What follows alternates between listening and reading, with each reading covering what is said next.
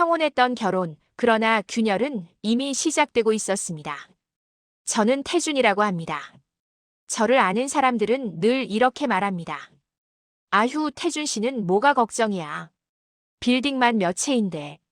겉으로 보기엔 풍족해 보일지 모르지만 그런 재산을 지키는 일은 생각보다 피곤합니다. 그리고 무엇보다 사람의 속은 절대 겉모습으로 판단할 수 없다는 걸 저는 너무 늦게 알았습니다. 저는 부모님이 물려준 상가 2채와 오피스 빌딩 1채를 맡아 정리하고 있었습니다. 하루하루 임차인 전화 받고 계약 확인하고 시설 관리하느라 정신이 없었죠. 그런 일상 속에서 다연을 만난 건 제 인생에 들어온 작은 쉼표 같았습니다. 다연은 처음엔 참 단정하고 조용한 사람이었습니다.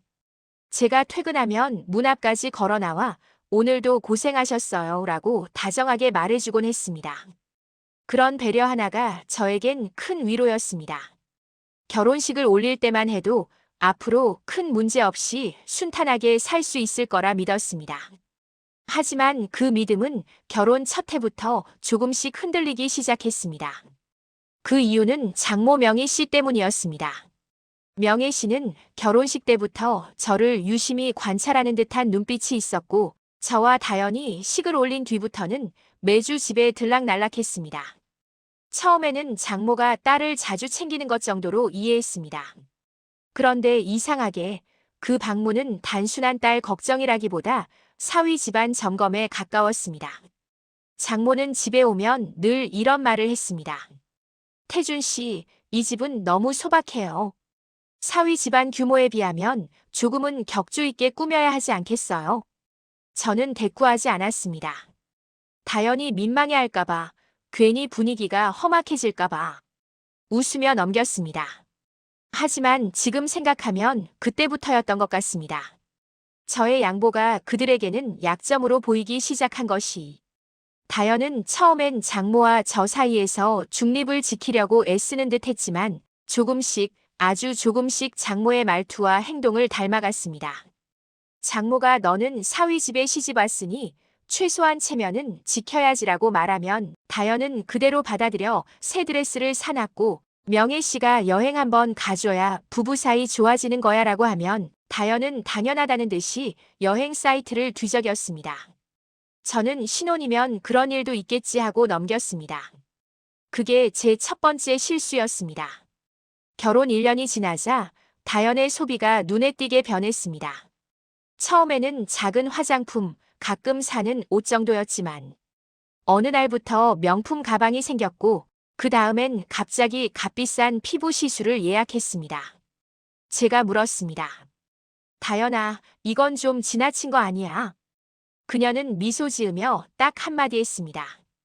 엄마가 이 정도는 있어야 한다고 해서요. 그 말이 얼마나 위험한 말인지 저는 그때 몰랐습니다. 엄마가 하라니까. 그 한 문장이 앞으로 제 인생을 송두리째 흔들게 될 줄은요. 장모 명혜 씨는 점점 더 행동 반경을 넓혀갔습니다. 다연과 제가 어떤 일정이 있는지 파악하고 제가 바쁘면 언제든 집으로 들어와 다연과 함께 시간을 보냈습니다. 처음엔 부엌 정리, 냉장고 정리 같은 사소한 걸 하더니 어느 날은 다연에게 말했습니다. 다연아, 너 아직도 생활비 그 정도밖에 못 받아. 사위 집안 수준이면 최소한 2배는 받아야지. 저는 우연히 그 대화를 들었습니다. 그 순간 마음속에 먹구름이 드리워지는 느낌이었습니다. 저는 조심스럽게 다연에게 말했습니다. 생활비가 부족하면 말해. 내가 조금 더 보태면 되니까. 다연은 그날따라 저를 보며 미묘한 표정을 지었습니다. 예전엔 절대 짓지 않던 표정. 어딘가 계산하는 듯한 명희 씨와 닮아 있는 표정 말입니다. 그 표정이 제 마음을 찌르듯 걸렸습니다. 그렇게 불편한 기색이 커져가던 어느 날 다연이 명품 쇼핑백을 들고 들어왔습니다. 저는 놀라서 물었습니다. 이건 얼마였어? 그러자 다연은 아무렇지 않게 말했습니다. 엄마가 하나쯤은 있어야 한다고 저한테 사주셨다가 카드값은 제가 조금 낼게요. 괜찮죠, 여보? 그 말을 듣는 순간 가슴 어딘가가 철렁 내려앉았습니다. 애써 참으며 웃었지만 그때 저는 처음으로 이 가정에 문제가 생길 수도 있다는 불안을 느꼈습니다. 그때까진 정말 시작에 불과했습니다. 그 뒤로 몇 달 다연과 장모의 소비 패턴은 점점 커졌고 저는 눈치로만 이상함을 느끼다 결국 제 통장을 확인했습니다. 거기엔 말도 안 되는 내역들이 찍혀 있었습니다. 그리고 저는 그날 깨달았습니다. 내가 생각하던 평온한 결혼은 이미 오래전에 무너지고 있었다는 것을. 장부를 펼쳐들고 숫자를 확인하던 그날의 저는 제 눈을 믿기 어려웠습니다. 아무리 봐도 계산이 맞지 않았습니다. 제 개인 관리 계좌에서 200만 원, 350만 원, 500만 원. 크고 작은 금액들이 일정한 주기로 사라져 있었습니다. 처음엔 단순한 착오인 줄 알았습니다. 제가 임대료를 정리하다 헷갈려 이체했나 싶어 메모까지 일일이 대조했습니다. 하지만 확인할수록 확실해졌습니다. 돈이 누군가의 손을 타고 지속적으로 빠져나가고 있었습니다. 저는 혹시나 하는 마음에 계좌 추적을 했습니다. 그리고 그 돈이 향한 곳을 보자 심장이 내려앉는 기분이 들었습니다. 그녀가 말없이 제 계좌에서 돈을 옮겨간 겁니다. 그 순간만큼은 믿고 싶지 않아 한참 동안 화면을 바라만 봤습니다. 설마 다연이가. 하지만 더 충격적인 건 그 다음이었습니다. 다연 계좌에서 나온 돈이 다시 명희 씨 계좌로 들어가 있었다는 사실. 그때 느낀 감정은 단순한 배신감이 아니었습니다. 아, 이게 계획된 움직임일 수도 있겠구나. 그 생각이 들어버리는 순간 등줄기가 서늘해졌습니다. 저는 그날 아무 말도 하지 않았습니다. 감정을 확신하지 못할 때 섣불리 터뜨리는 건 후폭풍이 크다는 걸 늘 알고 있었기에 혼자만의 밤을 보내며 생각을 정리했습니다. 하지만 다음 날 저는 결국 참지 못하고 다연에게 물었습니다. 다연아, 이 돈들 내 통장으로 갔다가 왜 어머니 통장으로 옮겨진 거야? 제 목소리는 가능한 한 차분했습니다. 감정을 숨기려 애썼습니다. 그러자 다연은 잠시 굳어있다가 눈치를 보며 말했습니다. 그게 엄마가 좀 급하게 필요하다고 해서. 여보, 우리 집은 여유 있잖아요. 조금 도와드리는 건 괜찮을 것 같아서요. 그 괜찮을 것 같아서라는 말이 한순간 제 귀에 당연한 거잖아라는 말로 들렸습니다. 저는 다시 물었습니다. 얼마나 자주, 얼마나 많이 도와드린 거야? 다연은 시선을 피하며 대답했습니다. 몇 번 정도. 여보, 너무 오해하지 말아요. 오해? 오해라면 나도 모르게 빠져나간 돈들이 사라진 이유가 명확해야 했다. 하지만 그건 오해가 아니었다. 그날 오후 저는 집안 서류들, 자동이체 내역, 제 개인 계좌의 정산 기록을 죄다 확인했습니다. 그리고 점점 더 이상한 흐름을 발견했습니다. 몇 달 전 장모가 명품 가방을 들고 나타났던 날이 하필이면 제 계좌에서 480만 원이 빠져나온 날이었습니다. 며칠 뒤 다연이 갑자기 친구들과 고급 스파를 갔다 왔던 날. 그날도 260만 원이 사라져 있었습니다. 그리고 가장 큰 금액, 1200만 원. 그건 장모가 갑자기 급한 일이라며 다연을 데리고 외출했던 주말. 그날 그 금액이 빠졌고 며칠 뒤 장모는 고급 브랜드의 트렌치 코트를 입고 친척 결혼식에 나타났죠. 제가 그 사실을 모두 확인한 뒤로 마음은 철렁 내려앉은 채 다시는 제 자리로 돌아오지 않았습니다. 무언가가 완전히 부서진 느낌. 그 깨진 조각을 아무리 맞추려 해도 제자리로 돌아가지 않는 느낌. 그래서 저는 결심했습니다. 장모 명혜 씨가 어떻게 움직이는지 직접 확인해 보기로. 며칠 뒤 저는 일부러 다연에게 말했습니다. 오늘 빌딩 시설 점검 때문에 밤늦게 들어올 것 같아. 그런데 제가 밖으로 나서자마자 다연은 바로 장모에게 전화를 걸었습니다. 엄마, 지금 와도 돼. 오빠 오늘 늦는다네. 아, 그 말 한마디로 모든 게 명확해졌습니다. 제가 없는 틈을 탄다는 것, 제가 집에 없을 때가 그녀들에게 기회라는 것. 그래서 저는 집 근처 카페에서 시간을 보내다 조용히 집으로 향하는 장모의 차를 뒤따랐습니다. 그날 제가 본 건 제가 상상하던 수준을 훨씬 넘어서는 모습이었습니다. 장모 명희 씨는 명품 매장에 들어가 직원과 반갑게 인사를 나누고 새로 나온 가방과 코트를 하나하나 둘러봤습니다. 결제할 때 그녀는 이렇게 말했죠. 딸이 좀 힘들어도 사위는 잘 벌어요. 이런 건 사줘도 돼. 저는 그 말에 이를 악물었습니다. 속에서 뜨거운 것이 치밀어 올랐습니다. 그리고 잠시 후엔 부동산 사무실로 들어가 무슨 계약서를 꼼꼼히 살피고 있었습니다. 직원이 말했습니다. 요건 성금만 들어오면 바로 계약 가능합니다. 성금? 아유, 그건 뭐 금방 마련되죠. 장모는 당당했습니다. 그 성금이 누가 마련한 돈인지도 모른 채. 아니, 모르지 않았습니다. 알고 있었기에 더 뻔뻔했던 거겠죠. 저는 그 모습을 멀리서 보며 입술이 바짝바짝 말라붙는 걸 느꼈습니다. 이건 단순한 도움이 아니라 약탈이었습니다. 그날 밤 저는 집에 돌아와 조용히 말했습니다. 다연아, 할 얘기가 있어. 다연은 뭔가 예감한 듯 표정이 굳었습니다. 오늘 엄마 어디 갔었지? 그녀는 당황했습니다. 엄마가? 그냥 친구 만나러. 저는 그녀의 말을 막으며 단호히 말했습니다. 내가 다 봤어. 그 순간 다연의 얼굴은 새하얗게 질렸습니다. 그리고 저는 깨달았습니다. 이제 더 이상 돌아갈 다리가 없다는 것을. 어떤 진실은 본 순간 관계를 끝내버릴 만큼 강력하니까요. 저는 결국 직접 확인하기로 했습니다. 다연 몰래 명혜 씨를 뒤따라가 보기로 한 겁니다. 제가 본 광경은 충격 그 자체였습니다. 첫째, 명품 매장에서 직원에게 환하게 웃으며 카드를 긁는 명희.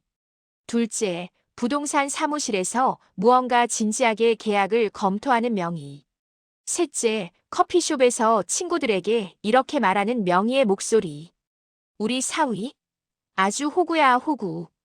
돈이 얼마나 많은지 몰라.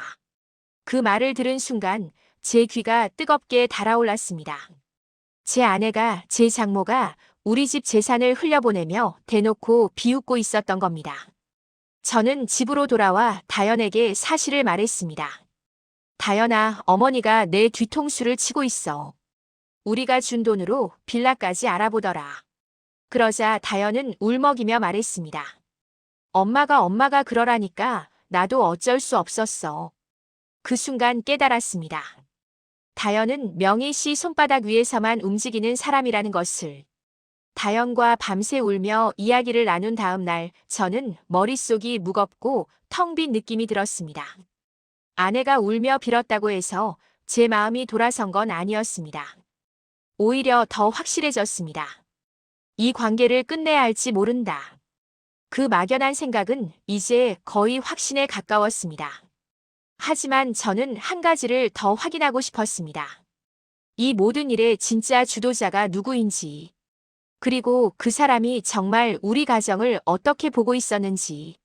그 답은 너무도 빠르게 제 앞에 모습을 드러냈습니다. 다음 날 오후 저는 회사 일을 정리하려고 책상 앞에 앉아 있을 때였습니다. 그 순간 제 휴대폰이 울렸습니다. 발신자 이름을 본 순간 피가 거꾸로 솟는 듯 했습니다. 저는 잠시 고민했습니다. 받을까 말까. 하지만 지금은 오히려 받아야 한다고 생각했습니다. 제가 그동안 알지 못한 장모의 본심을 드디어 직접 들을 시간이었으니까요. 저는 천천히 전화를 받았습니다. 네, 어머니. 저는 존댓말을 유지했습니다.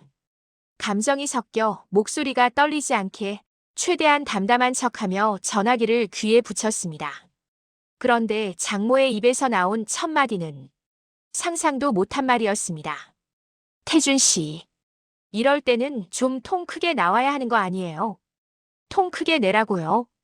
제가 뭘 어떻게 해야 한다는 건지 저는 차분히 물었습니다. 어머니, 무슨 말씀이신지 잘 모르겠습니다. 그러자 장모는 한숨을 길게 내쉬며 귀찮다는 듯한 어조로 말을 이어갔습니다. 아니, 다연이가 그러잖아. 당신이 요즘 돈 관리를 너무 깐깐하게 해서 애가 스트레스 받는다고. 그 정도 재산이면 좀 꺼냈으면 어때요? 며느리한테 쓰는 게 뭐 어때서 그래요? 저는 손에 쥔 볼펜을 꾹 쥐었습니다. 장모는 아직도 상황의 심각성을 전혀 모르는 것이었습니다. 어머니, 그건 이미 여러 번 말씀드렸잖아요. 저희 가게 재산은 저 혼자 결정할 수 있는 게 아니라고요. 그러자 장모는 비웃듯이 말했습니다. 아휴, 참 별것도 아닌 걸로 유세 떠는구나. 우리 딸이 그 집 들어가서 얼마나 기를 못 펴는지 알아요? 원래 여자는 남편 집 재산에 관심 가져야 정상이에요. 순간 제 속에서 무언가 확 끌어올랐습니다. 하지만 저는 말했습니다. 어머니, 이건 단순히 관심이 아닙니다. 부동산 명의 이전까지 요구하셨잖아요. 그러자 장모는 오히려 화를 냈습니다. 그게 뭐 어때서? 어차피 나중엔 다현이가 물려받을 건데. 미리 하나 옮겨놓으면 어디 덧나요? 아휴, 사위라는 사람이 계산이 너무 좁아. 안 그래요, 우리 태준 씨? 그 말을 듣는 순간 제 심장은 쿵 내려앉았습니다. 그리고 기묘하게도 오히려 마음은 더 차분해졌습니다. 어머니, 지금 통화는 녹음되고 있습니다. 그 말을 듣자 장모는 잠시 말을 멈췄습니다. 그러더니 이내 목소리를 낮추며 말했습니다. 녹음, 왜? 나 잡아가려고? 저는 단호하게 대답했습니다. 제가 아니라 어머니가 저희 가정을 망쳐놓고 있습니다. 그러자 장모는 참았던 본심을 드러내기 시작했습니다. 그래서 뭐? 당신 같은 사위 요즘 어디 가면 만나기 쉬워. 나는 우리 딸 데리고 장가 온 게 태준 씨 복이라고 생각하는데. 아니, 애초에 빌딩 몇 채 있다고 유세 떠는 것도 웃기고. 사람은 좀 크게 써야 돈이 들어오는 거예요. 이 정도는 며느리랑 장모가 합심해서 좀 챙길 수 있는 거지. 저는 더는 들을 필요가 없었습니다. 그녀의 의도와 속내는 이미 충분히 명확했습니다. 그동안 제가 혹시 오해일까? 하고 잡고 있던 희미한 기대조차 순식간에 산산이 부서지고 말았습니다. 전화를 끊고 난 뒤 저는 한동안 자리에서 움직이지 못했습니다. 심장이 빠르게 뛰고 머리는 화끈거렸지만 이상하게도 마음은 아주 명확했습니다. 이제는 정말 확실해졌습니다. 이 결혼은 끝내야 한다. 그날 저녁 저는 집에 들어오자마자 결심을 말했습니다. 다현은 놀란 표정으로 저를 바라보며 말했습니다. 여보 설마 진짜 이혼 생각하는 거예요? 저는 잠시 숨을 고르고 대답했습니다. 응. 이건 넘어갈 수 있는 선을 넘었어. 다현은 울기 시작했습니다. 하지만 저는 이제 흔들리지 않았습니다. 엄마는 제가 막을게요. 다신 그런 일 없게 할게요. 정말이에요. 제발 한 번만. 저는 고개를 저었습니다. 다현아, 문제는 내 어머니만이 아니야. 넌 내 엄마 말을 더 믿었어. 우리 부부 사이보다. 그 말이 떨어지자 다현은 무너지듯 바닥에 주저앉아 울었습니다. 하지만 저는 더 이상 그 눈물에 마음을 움직일 수 없었습니다. 이미 마음이 너무 크게 다쳐버렸기에. 그날 밤 저는 이혼 서류를 꺼내 책상 위에 올려놨습니다. 그리고 조용히 혼잣말했습니다. 욕심으로 시작된 관계는 결국 이렇게 끝나는구나. 그 순간만큼은 분노도 슬픔도 원망도 아닌 오직 한 가지 감정만이 남아있었습니다. 하지만 이 감정이 이후 벌어질 더 큰 폭풍의 전조라는 걸 저는 조금도 알지 못했습니다. 장모와의 통화를 마치고 다현의 눈물 섞인 사정을 듣고 저는 며칠을 고민했습니다. 단순 분노로 결정을 내리고 싶지 않았습니다. 50년 넘게 살아오면서 배운 것이 있었습니다. 감정이 시키는 대로 움직였다가는 나중에 더 큰 상처를 받는다는 것. 그래서 며칠 동안 저는 이를 핑계로 집을 비우고 혼자 시간이 날 때마다 우리 결혼 생활을 처음부터 끝까지 머릿속으로 훑어보았습니다. 다현과 처음 만났을 때의 그 맑은 눈빛, 처음 손 잡아주며 수줍게 웃던 모습, 우리 집에 시집와 적응하지 못해. 밤마다 울던 그녀의 어깨도 생각났습니다. 하지만 마지막으로 떠오르는 장면은 항상 장모 명희 씨의 목소리였습니다. 사위가 멍청하니까 누가 가르쳐 줘야지. 우리 딸이 시댁 재산 챙기는 게 뭐 어때서? 명예 하나쯤 바꿔주지 못할 것도 없잖아. 그 말이 계속 귓가를 때렸습니다. 그리고 저는 확신하게 되었죠. 며칠 뒤 저는 거실 테이블 한가운데 이혼 서류를 조용히 올려놓았습니다. 그리고 그 앞에서 오래도록 서 있었습니다. 잠시 후 방에서 나온 다현은 그 서류를 보는 순간 그대로 굳어버렸습니다. 여보, 이게 진짜예요. 그녀의 목소리는 떨렸고 손끝도 파르르 흔들렸습니다. 저는 담담하게 대답했습니다. 다현아, 우리 여기까지인 것 같다. 그 말이 떨어지는 순간 다현은 두 손으로 입을 막고 울음을 터뜨렸습니다. 한 번만 기회를 주세요. 정말 잘못했어요. 엄마 말만 듣고 제가 바보였어요. 저는 시선을 거두지 않은 채 말했습니다. 다현아, 내 잘못을 인정하는 것까진 좋지만 문제는 그걸 인정하는 순간조차도 너는 나보다 내 엄마를 먼저 떠올리고 있어. 그 말에 다현은 무릎을 꿇었습니다. 아니에요. 이젠 정말 아니에요. 저 엄마랑 인연 끊을게요. 당신이 원하면 다 잊을게요. 그녀의 울음에 섞여 있는 공포, 절박함, 후회. 모두 느껴졌습니다. 하지만 그것이 진심인지 아니면 잃을 것이 두려워서인지 저는 더 이상 구분할 수 없었습니다. 그날 밤늦게 집의 초인종이 갑자기 울렸습니다. 누군지 말하지 않아도 알 수 있었습니다. 문을 열자 명희 씨가 서 있었습니다. 그 얼굴에는 분노와 억울함, 계산이 뒤섞인 표정이었습니다. 태준 씨, 이게 뭐 하는 짓이에요? 우리 딸이 지금 정신을 못 차리고 있어요. 저는 담담히 말했습니다. 어머니, 이제 오지 마세요. 이 문제는 부부 사이의 문제입니다.